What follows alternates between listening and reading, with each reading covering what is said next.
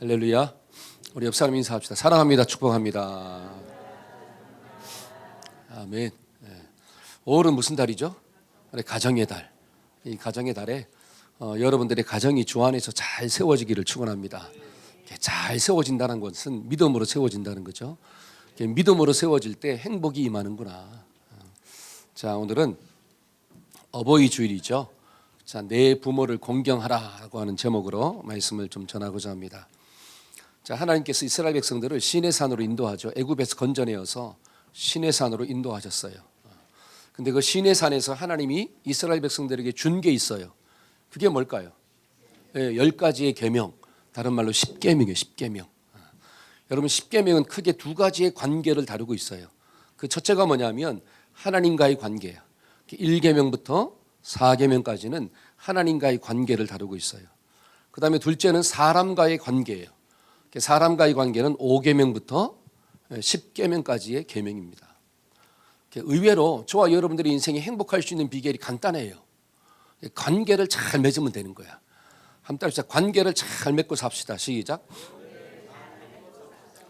복잡하지 않아요. 여러분, 관계를 잘 맺으면 인생은 행복합니다.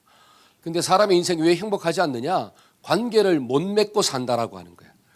관계를 맺는데 어려움이 있다는 거죠. 그래서 하나님과의 관계를 잘 맺고 사람과의 관계를 잘 맺으면 인생은 행복할 수가 있구나. 근데 중요한 것은 사람과의 관계를 잘 맺어야 되는데 그 사람과의 관계를 맺어가는데 첫 번째 관계의 대상이 누구라고 하는 거예요? 그게 부모라고 하는 거예요. 왜냐하면 사람은 태어나서 누구를 제일 먼저 만나느냐? 부모를 제일 먼저 만나요. 그래서 부모랑 관계를 맺으면서 성장하도록 되어 있다라고 하는 거죠. 그래서 사람과의 관계를 맺는데 첫 번째 계명이 뭐냐면 내 부모를 공경하라라고 하는 거예요. 한번 따라해 봅시다. 내 부모를 공경하라. 시작. 그래서 오늘 어버이 주일로 드리는데 이 말씀이 저와 여러분들의 마음 가운데 박히는 생명의 말씀 되기를 축원합니다. 자, 그러면 내 부모를 공경하라 그랬는데 우리가 왜 공경해야 되냐라고 하는 거예요. 공경해야 할 이유가 무엇일까? 그 첫 번째가 하나님의 명령이기 때문에 그래요. 한번 따라해 봅시다. 하나님의 명령입니다. 시작. 명령이라고 하는 것은 해도 되고 안 해도 된다 이게 아니라 반드시 해야 되는 거예요. 반드시 하는 게 뭐냐? 부모를 공경하라는 거예요. 자, 에베소 6장 1절 한번 읽어볼까요? 자, 시작.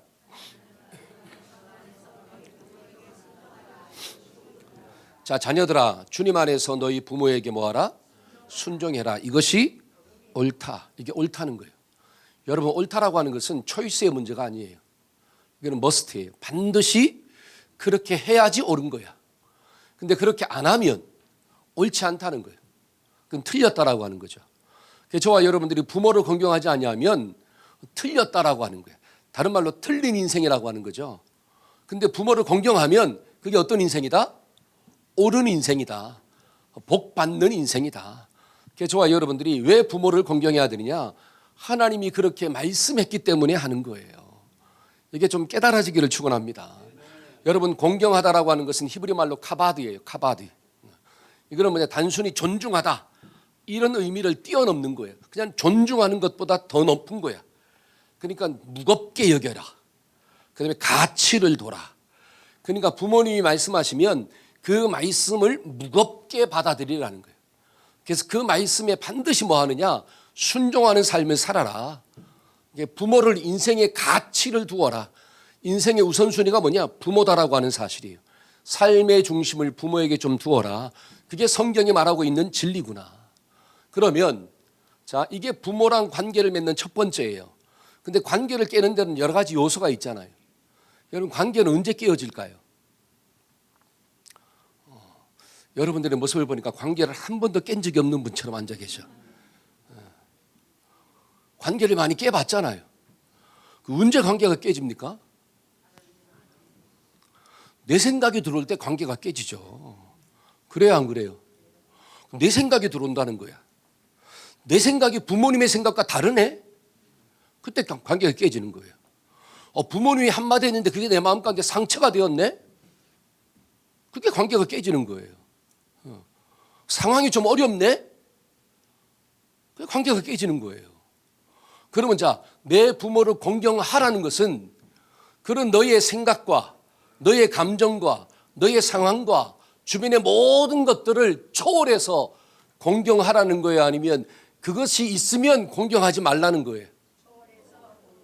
이게 깨달아지기를 축원합니다. 나의 감정이나 나의 상황이나 나의 형편이나 이런 거와는 상관이 없이 하나님이 말씀했기 때문에 우리는 공경하는 거예요. 이게 성경의 진리라고 하는 사실이죠. 근데 관계가 깨어지는 사람들의 특징을 보니까 전부 다 뭐가 있느냐? 내 생각이 올라와. 내 생각이 달라.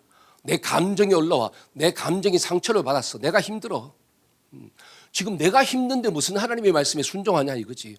나 살기도 바빠 죽겠는데. 그러니까 자기를 돌아보고 자기 생각 가운데 빠지고 자기 환경 가운데 빠지니까 하나님의 말씀을 버린다라고 하는 거예요. 여러분, 그거는 결국 누구를 버린 거냐?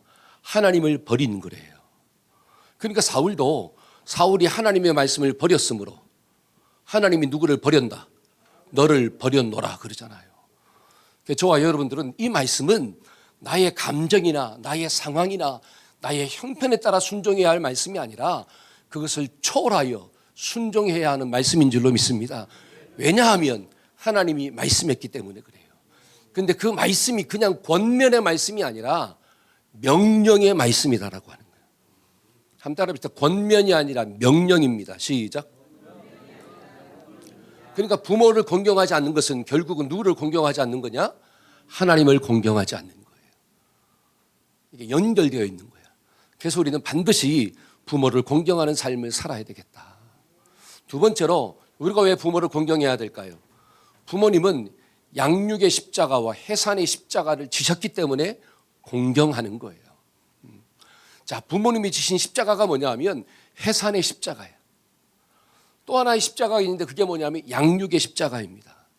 여러분, 자식들이 부모에게 받은 은혜 중에 가장 큰 게 뭘까요? 어떤 사람은 집을 받았어요.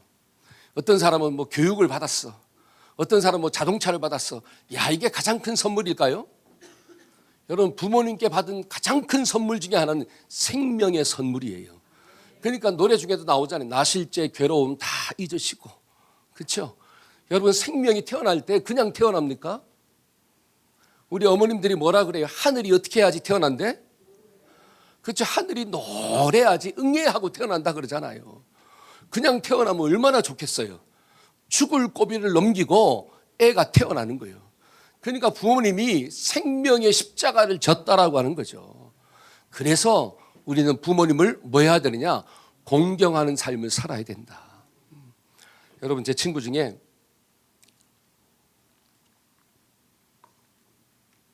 남목사가 있는데 지난주에 할아버지가 됐어요. 얼마나 자랑을 하든지 자기가 할아버지가 됐다고 드디어 손주를 낳아서 손주 꼬추를 탁 낳은 거예요 이제. 근데 그 딸내미가 튼튼해요. 딸내미가 튼튼합니다. 근데 복중에 있는 아이가 얼마나 센지 막 태중에서 복중에서 막 발을 차잖아요. 발길질을 하잖아요. 그 얼마나 세게 찼는지 엄마 갈비뼈가 부러진 거야. 거짓말이야, 진짜예요.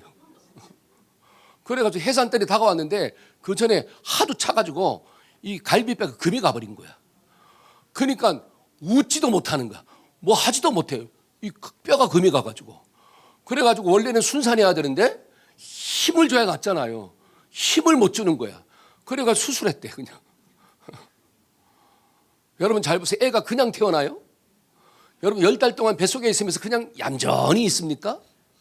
아니잖아요. 입도 다는 사람들 있지 않습니까? 너무 심하죠. 또 막 팡팡 발길질하고 세게 발길질하면 뼈도 부러지죠. 그러니까 생명의 대가를 지불해야지 그 생명이 응애하고 태어난다라고 하는 거예요. 그러니까 저와 여러분들이 이 땅에 태어난 게 전부 다 뭐냐? 야, 우리 부모님의 생명의 대가를 지불하고 내가 지금 살아있는 거구나. 이게 깨달아지니까 성경은 뭐라고 이야기하느냐? 너의 부모를 어떻게 해라? 공경해라. 저와 여러분들이 부모를 공경하는 자가 되기를 축원합니다. 아멘. 근데 저는 부모를 공경하고 싶어도 부모님이 다 돌아가셔가지고 고아가 돼가지고 공경할 수가 없네. 근데 부모가 있더라고요. 그게 누구냐? 처갓집 부모도 부모잖아요. 그렇지 않습니까? 그러니까 부모님이 살아계시네. 그래서 제가 말씀 준비하다가 제가 전화를 드렸어요. 아버님, 어머님 감사합니다. 왜? 순종을 해야 되니까. 말씀 듣고 순종 안 하면 소용이 있어요, 없어요? 없잖아요. 그러니까 제가 순종하는 마음에서 저희 집사람은 전화도 안 했는데 저는 전화를 했어. 제가 오히려 제가 딸한테 그랬어요. 여보, 당신이 전화 드리라고 말이야. 잘 보세요. 그러니까 왜 우리가 부모를 공경하느냐? 그 부모님이 생명의 대가를 지불하고 나를 낳으셨다라고 하는 거예요. 여러분, 생명의 대가를 지불하고 내 남편을 낳았다는 거예요. 생명의 대가를 지불하고 내 아내를 낳아줬다는 거예요. 그러니까 어떻게 돼요? 우리가 부모님이 살아있으면 어떻게 합니까?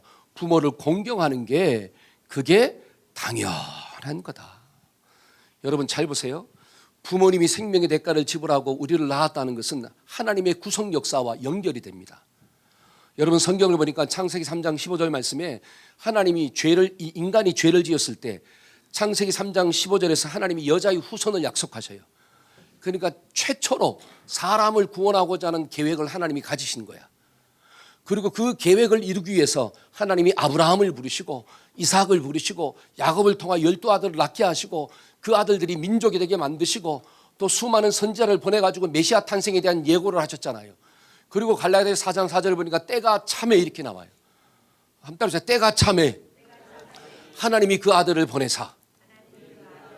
때가 찼을 때 하나님이 그 아들을 보내사 십자가에서 죽이심으로 저와 여러분들을 구원하셨다 이렇게 나오는 거예요. 여러분 하나님도 저와 여러분들을 살리기 위해서 그 수많은 기간 동안 품으시고 그 다음에 때가 찼을 때 예수님을 보내서 이 땅 가운데 죽이심으로 나를 살려주신 줄로 믿습니다. 여러분 한 생명도 부모의 뱃속에서 잉태되어져 가지고 그 생명이 때가 찼을 때 나오잖아요. 그 나올 때 그냥 나오는 게 아니라 죽을 고비를 넘기고 나오잖아요. 그 해산의 십자가를 졌기 때문에 저와 여러분들이 살아있는 거고 예수님의 그 해산의 십자가가 있기 때문에 나도 구원받아 하나님의 자녀가 되었다라고 성경은 이야기하는 거예요. 그러니까 부모의 수고와 하나님의 수고는 연결이 되어 있는 거예요.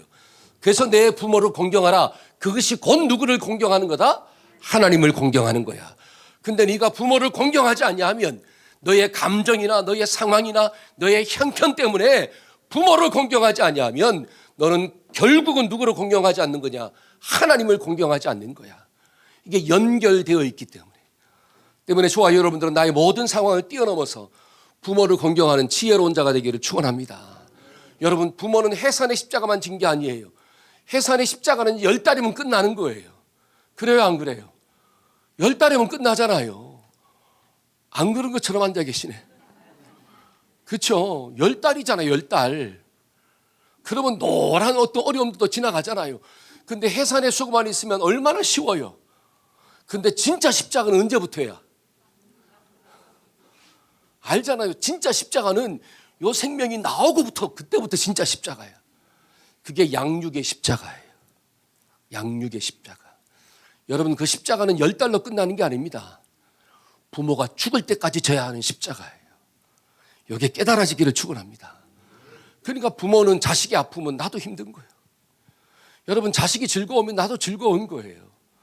여러분 자식이 행복하면 나도 행복한 거고 자식이 불행하면 나도 불행한 거예요. 왜? 연결되어 있다라고 하는 사실이에요. 연결되어 있어. 죽을 때까지 그 십자가는 어떻게 해야 된다? 내가 지고 가야 된다는 거예요. 그게 얼마나 참 큰 십자가입니까? 제가 이번 주에 금요일 날 기업 예배를 드리러 가면서 이제 라디오를 들었는데 거기서 이런 게 나오더라고요. 어버이날 최고의 선물이 뭔가. 기독교 방송에서 어버이날 최고의 선물이 뭐냐면 첫째가 현찰이야. 우리 부모님들이 뭘 좋아해요? 현금을 좋아하십니다. 기억하시길 바랍니다. 현찰을 좋아하고 두 번째는 뭘까요? 함께 식사하는 것. 함께 자식들과 함께 식사하는 걸 좋아하신대. 그 다음에 또 세 번째는 뭐냐? 효도관광. 그러니까 순서가 현찰이고 그 다음에 함께 식사하는 거고 그 다음에 효도관광 이런 게 이게 순서가 나오더라고요. 그러면서 그 아나운서가 뭐라고 이야기하느냐?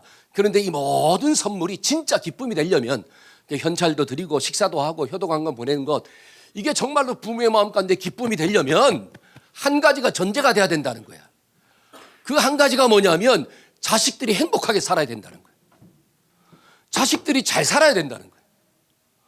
아니, 자식들이 지지고 먹고 싸우는데 부모한테 현찰을 주고 효도관광을 보내주고 뭐 함께 식사하면 기쁨이 될 수가 없다라고 하는 거예요. 그러니까 이러한 것들이 기쁨이 되려면 전제가 뭐다? 잘 살아라. 우리 옆 사람 잘 살아야 된대요. 자, 시작. 여러분, 자식들이 잘 살고 난 다음에 부모님한테 용돈도 드리는 거고 식사도 하는 거고 또 여유가 되면 관광도 보내주는 거고. 근데 잘 살지 못하면 그러한 것들을 아무리 해줘봤자 기쁨이 없다는 거예요. 근데 제가 말씀을 묵상하다 깨달았어요. 왜 그럴까? 그래도 현찰을 주면 좋을 텐데, 그렇죠? 그래도 효도관광 보내주면 좋을 텐데 왜 기쁨이 없을까? 제가 말씀을 묵상하다 깨달은 게 뭐냐면, 왜냐하면 자식은 부모가 평생을 갈아 넣어서 만든 존재이기 때문에 그래요. 평생의 수고를 감당했다는 거예요. 여러분, 자녀를 키울 때 부모가 모든 것들을 바치잖아요. 시간뿐만이 아니라 물질도 바치고 내 인생을 갈아서 넣잖아요. 그래가지고 그 자식을 만든 거야. 근데 그 자녀가 잘 살면 용돈을 안 줘도, 뭐 식사를 안 사줘도, 효도관광을 안 보내줘도 그냥 잘 살고만 있으면 어떻게 돼요? 기쁨이 충만한 거예요. 왜? 내가 평생을 갈아 넣은 그 자녀가 인생을 행복하게 사니까. 여러분, 왜 우리가 부모님을 공경해야 됩니까? 우리는 부모님의 희생을 먹고 자란 존재들이에요. 그래서 우리는 부모를 어떻게 해라? 공경해라. 저와 여러분들이 이것을 깨닫고 부모를 공경하는 자가 되기를 축원합니다. 여러분, 성경을 보니까 하나님도 지금까지 무슨 십자가를 지고 있느냐? 양육의 십자가를 지고 있더라는 거예요. 우리가 예수 믿고 구원받은 걸로 끝납니까? 우리가 구원받아 천국 자녀가 되었다는 걸로 끝날까요? 아니에요. 그때부터 신앙생활은 시작되는 거예요. 그때부터 하나님은 저와 여러분들 어떻게 지키느냐? 낮에는 구름 기둥으로, 밤에는 불 기둥으로 우리의 앞날을 계속 지켜주고 있다라고 하는 사실이에요. 넘어지면 어떻게 합니까? 또 일으켜 세워주시고, 아파하면 기다려 주시고, 말씀도 주시고, 양육해 주시고, 언제까지? 저와 여러분들이 육신의 장막을 벗는 그 순간까지 하나님은 나를 향하여 지금도 사랑을 하고 있다라고 하는 뜻이에요. 그러니까 그 하나님을 생각할 때 우리가 하나님을 공경하지 않을 수가 없다라고 하는 거죠. 여러분, 부모의 사랑과 하나님의 사랑은 연결이 돼 있어요. 그러니까 부모를 통해서 하나님을 만나는 거예요. 그래서 부모를 공경하는 게 곧 누구를 공경하는 거다? 하나님을 공경하는 거래요. 저와 여러분들의 마음 가운데 이런 진리가 있어지기를 축원합니다. 어느 날 한 어린아이가 10계명을 외우고 있었어요. 10계명. 제1계명이 뭐죠? 나 외에 다른 신을 두지 말아라. 두 번째는 하나님을 형상화시키지 말아라. 세 번째는 하나님의 이름을 망령되이 일컫지 말아라. 네 번째는 안식일을 지켜라. 다섯 번째는 쭉 외우는데 내 부모를 공격하라 이렇게 외우더래. 그래가지고 그 아버지가 듣고 있다가 야 공격하라가 아니라 내 부모를 공경하라. 공경이야, 공격이 아니라. 그러니까 그 아들이 아버지한테 그러는 거야. 근데 왜 아빠는 할아버지를 공격해? 왜 엄마는 할아버지를 공격하고 있어? 여러분, 자식은 부모의 말을 배우는 게 아니에요. 자식은 부모의 행동을 배우는 거지. 저와 여러분들이 지난주에도 말씀 들었잖아요. 부모는 자식의 뭐가 돼야 돼요? 걸림돌이 돼야 돼요? 디딤돌이 돼야 돼요? 디딤돌이 돼야 돼요. 여러분, 부모가 먼저 자식한테 공경하는 모습을 보여줘야지. 내 부모를 공경하는 모습을 보여줄 때 그 세대, 다음 세대도 나를 공경하며 사는 역사가 나타나는 거예요. 근데 부모는 자식을 자꾸 공격하면서 자식한테는 어떻게 해라? 나를 공경해라. 그러면 어떻게 해요? 아니에요. 그대로 배운 대로 합니다. 그러니까 딸이 엄마를 또 어떻게 하는 거야? 공격하는 거야. 왜? 본대로 하잖아. 그러니까 부모가 뭐라 그래요? 꼭 누구 같은 자식을 낳아라? 너 같은 자식을 낳아서 니도 한번 대가를 지불해봐라 그러잖아요. 저와 여러분들이 먼저 좋은 자식 되기를 축원합니다. 여러분 잘 보세요. 우리 자녀들도, 여기 자녀들도 있지만 그 자녀들도 언젠가는 뭐가 돼요? 부모가 됩니다. 항상 부모만 존재하는 게 아니라 나도 부모가 돼요. 그렇기 때문에 먼저 본을 보이고 사는 거예요. 세 번째로 우리가 부모를 공경해야 하는 이유가 무엇일까요? 하나님이 세운 질서이기 때문에 그래요. 한번 따라해 봅시다. 하나님이 세운 질서입니다. 시작. 그래서 우리는 부모를 공경하는 거예요. 자, 고린도전서 14장 33절 한번 읽어봅시다. 자, 하나님은 시작. 자, 하나님은 어떤 하나님이래요? 무질서하신 하나님이 아니다. 다른 말로 하면 질서의 하나님이라고. 질서. 그래서 우주 만물을 창조하실 때도 하나님은 질서 가운데 창조하십니다. 무질서하게 계획함이 없이 창조하지 않아요. 근데 가정을 만들 때에도 하나님은 뭐를 가지고 있느냐? 질서를 가지고 있다는 거야. 그러면 가정 속에 하나님이 세운 질서가 뭐냐 하면 첫째는 하나님이야. 가정의 주인은 누구예요? 하나님이십니다. 그 다음에 누구를 또 세웠다는 거야? 부모를 세웠다는 거예요. 그 다음에 또 누구를 세웠다는 거예요? 자녀를 세웠다는 거예요. 그러니까 가정의 질서는 하나님, 부모, 자식이에요. 요 질서예요, 질서. 그러니까 이 질서가 깨어지면 가정이 건강할 수가 없다는 거예요. 여러분, 이 질서가 깨어지면 결국 사회도, 세상도 건강할 수가 없어요. 여러분, 세상이 건강하지 않는 이유가 뭘까요? 결국은 질서가 깨졌기 때문에 건강할 수가 없다라고 하는 사실이잖아요. 그러면 질서가 깨지는 이유가 뭐라고 생각하세요? 왜 질서가 깨질까요? 여러분, 예를 들어서 교통법규라는 게 있잖아요. 그렇죠? 그래서 빨간불이면 차가 어떻게 하고 딱 서고 파란불이면 어떻게 하고 가고, 근데 사람들이 빨간불에 막 지나가. 왜? 아, 빨간불은 빨리 가라고 해서 뭐다? 빨간불. 이게 누구 중심으로 해석하는 거야? 내 중심이야. 그러니까 질서는 언제 깨지느냐? 내 중심이 될 때 질서는 깨지는 거예요. 그럼 가정도 잘 보세요. 하나님이 가정의 주인 되시고 그 다음에 머리는 부모이고 그 다음에 자식을 뒀는데 내가 좀 기분이 나쁘네? 내가 좀 상처를 받았네? 내 마음이 좀 힘드네? 그래서 질서를 바꿔버리는 거야. 부모가 어디 있어 그냥. 내가 힘들어 죽겠는데. 내 마음이 힘들어 죽겠는데 부모가 뭐가 필요해? 그러니까 자기 중심이 되면 질서가 깨진대요. 그럼 질서가 깨지면 나는 행복하냐? 여러분, 나는 행복해야 되잖아요. 빨간불이면 빨리 가라. 그래, 빨리 가면 좋잖아요. 근데 빨리 가다가 어떻게 되는 거야? 교통사고 나잖아요. 내가 죽든지 남을 죽이든지. 그래요, 안 그래요? 차라리 내가 죽으면 괜찮은데 내가 엉뚱한 사람을 죽이는 결과를 낳을 수도 있잖아요.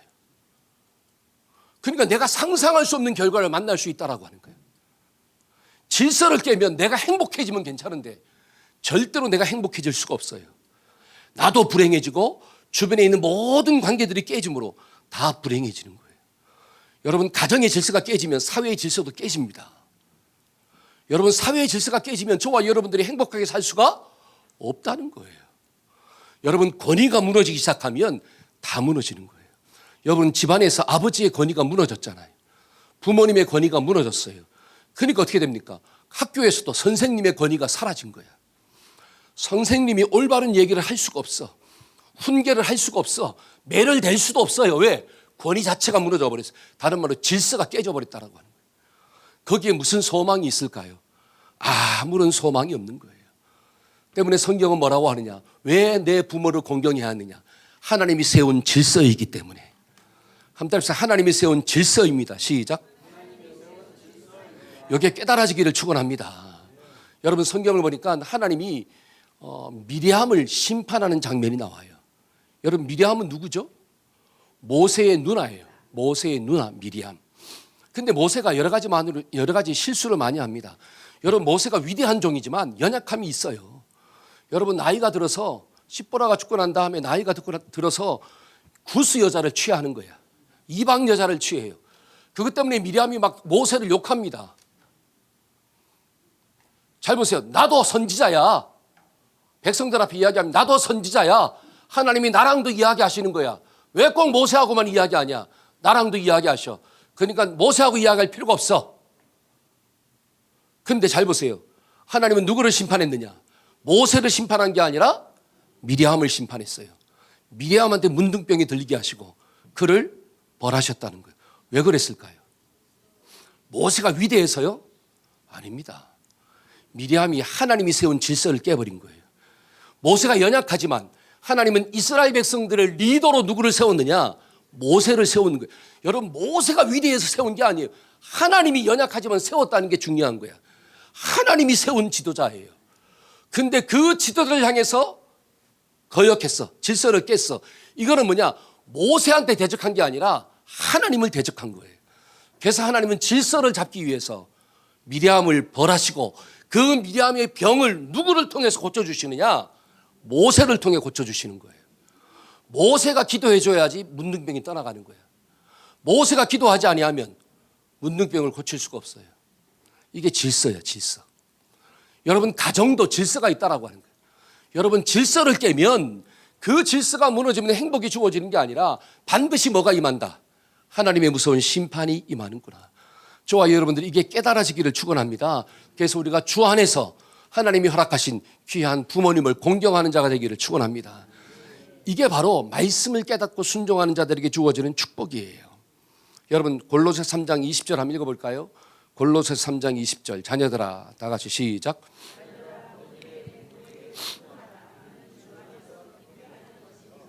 자, 자녀들아, 주 안에서 모든 일에 부모님께 순종해라. 이것이 누구를 기쁘게 하는 거다? 주님을 기쁘게 하는 거야. 여러분, 주님을 기쁘게 하는 삶을 살기를 원하세요? 정말요? 그러면 주님 안에서 부모에게 순종하기를 축원합니다. 그게 하나님을 공경하고 그게 하나님을 기쁘게 하는 거구나. 근데 어떤 사람은 내가 하나님은 공경하는데 때로는 부모는 좀 어떻게 하고 싶어요? 공경하고 싶지 않아요.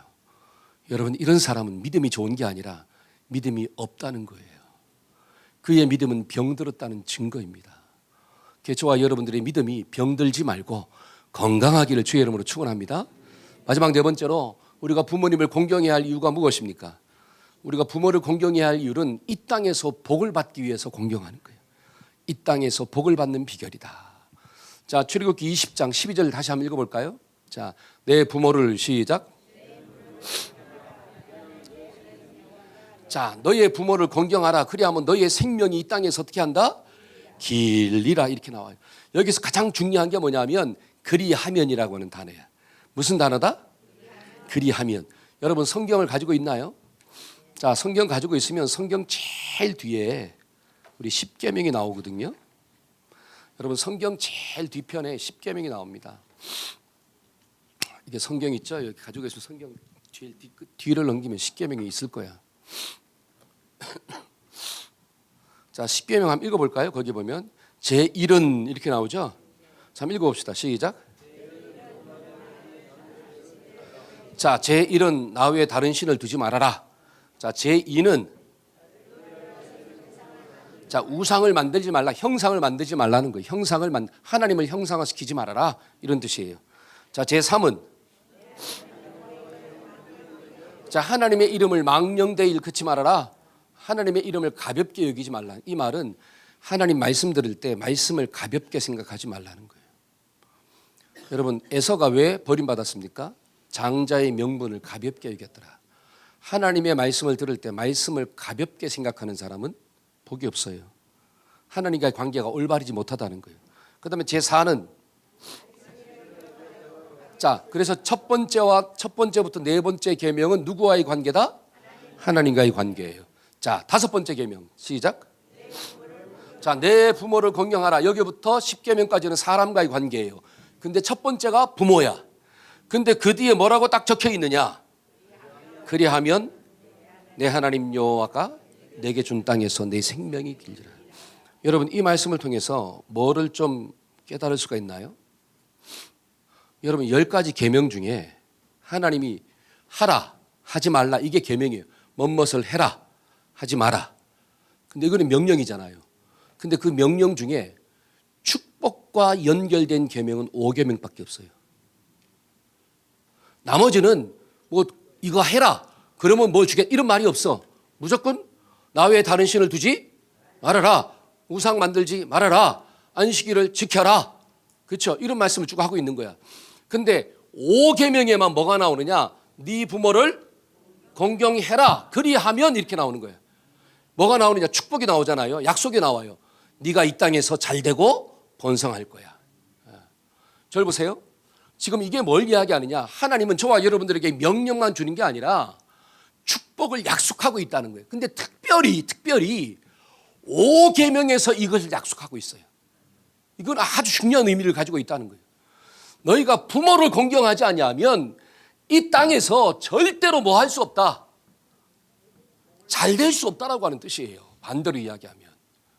네가 아무리 잘 산다 할지라도, 네가 부모를 거역하고 부모를 무시하고 이 땅에서 가장 높은 자리에 올라갔다 할지라도 그러한 삶은 절대로 행복한 삶이 될 수가 없어. 너희의 집안은 절대로 잘 되지 않을 거야. 이런 의미예요.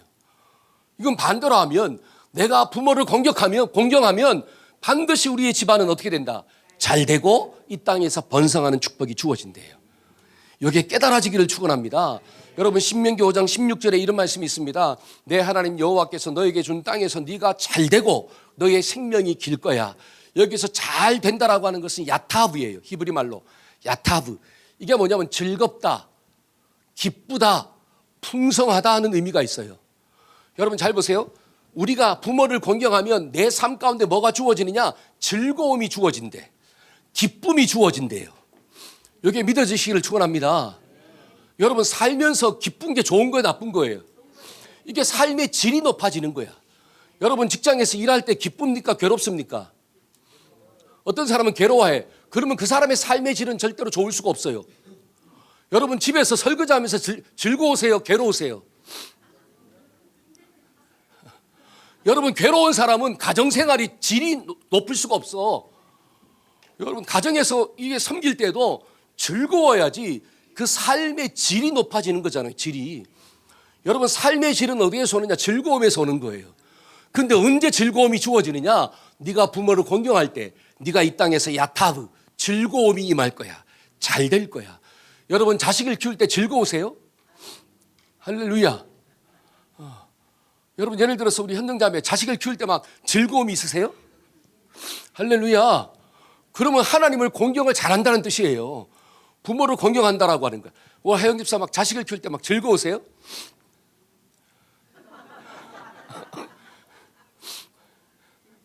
제가 왜 이런 얘기하냐?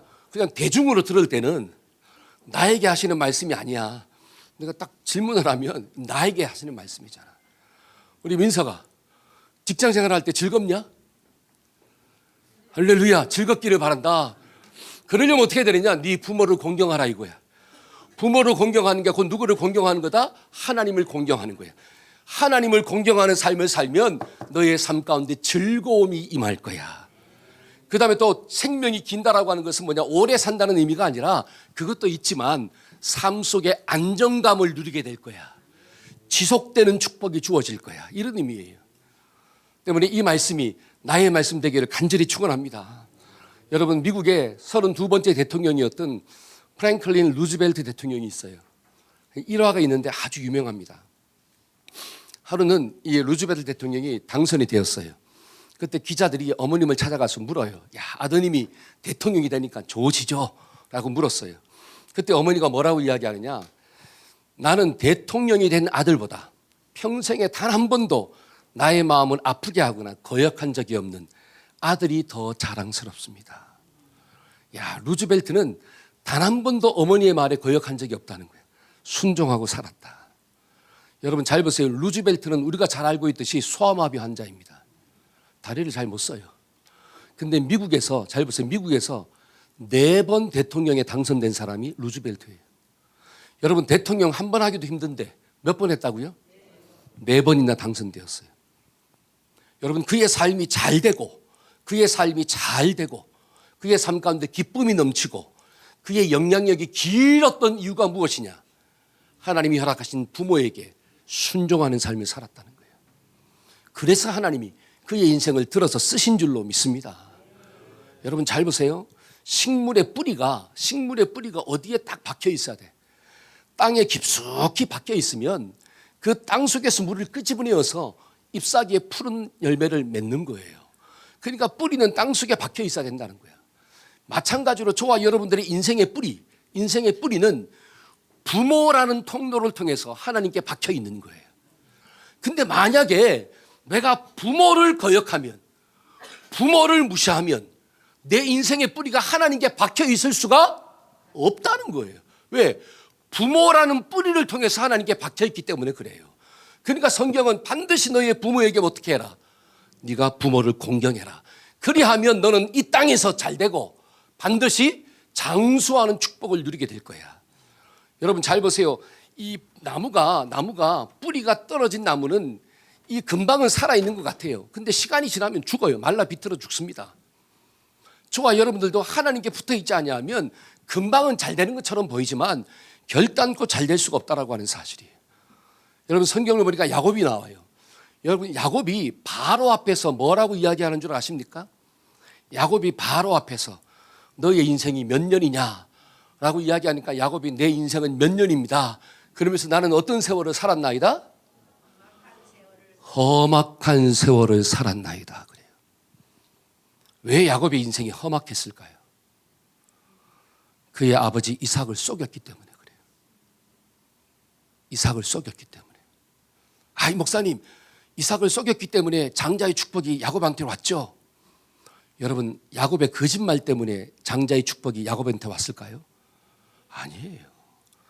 야곱이 거짓말하지 않아도 하나님은 장자의 축복을 야곱한테 주십니다. 근데 야곱은 아버지를 속였기 때문에 그의 인생 가운데 험악함이 있는 거예요. 그 험악함을 통해서 그가 연단받는 과정을 지나가는 거예요. 여러분 리브가는 남편을 속였기 때문에 죽을 때 가장 사랑했던 야곱을 보지도 못하고 죽어요. 잘 보세요. 질서를 깨면 그에 대한 반드한 대가 지불이 있다는 거예요. 저와 여러분들이 하나님이 세운 가정의 질서를 깨지 않기를 축원합니다. 여러분 부모를 공경하라고 하는 것은 단순히 유교적인 미덕이 아니에요. 이거는 유교적인 메시지가 아니라 우리의 인생을 복되게 만드는 영적인 메시지라고 성경은 이야기하는 거예요. 때문에 저와 여러분들이 이 말씀을 꼭 기억하고 때로는 내 감정과 내 상황과 이런 모든 것들을 좀 초월해서 하나님이 허락하신 부모님을 공경하는 어디에서 주님 안에서 공경하는 귀한 역사가 나타나기를 축원합니다. 아멘. 저는 말씀의 결론을 맺고자 합니다. 우리가 부모님을 공경해야 할 이유가 무엇입니까? 성경은 분명히 말하고 있습니다. 이것은 하나님의 뭐다? 명령이야. 이거는 너의 감정이나 너의 상황에 따라 변개될 수 있는 게 아니야. 하나님의 명령이야. 두 번째는 그 부모가 해산의 십자가와 양육의 십자가를 졌기 때문이야. 하나님이 세운 가정의 질서야. 네가 부모를 공경해야지 이 땅에서 잘 되고 번성하는 축복을 받을 수가 있어. 여러분 이 말씀을 꼭 기억하고 우리의 인생 가운데 이런 복이 임하기를 축원합니다. 아멘. 우리 다 같이 자리에서 일어나서 찬양합시다. 우리가 가사를 생각하면서 우리 찬송가 어머님의 넓은 사랑 한번 찬양합시다.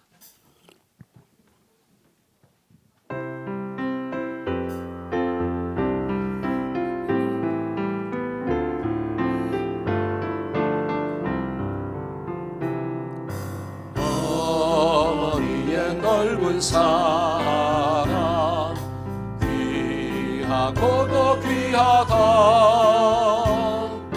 그 사랑이 언제든지 나를 감싸줍니다. 내가 울 때 어머니는 주께 기도드리고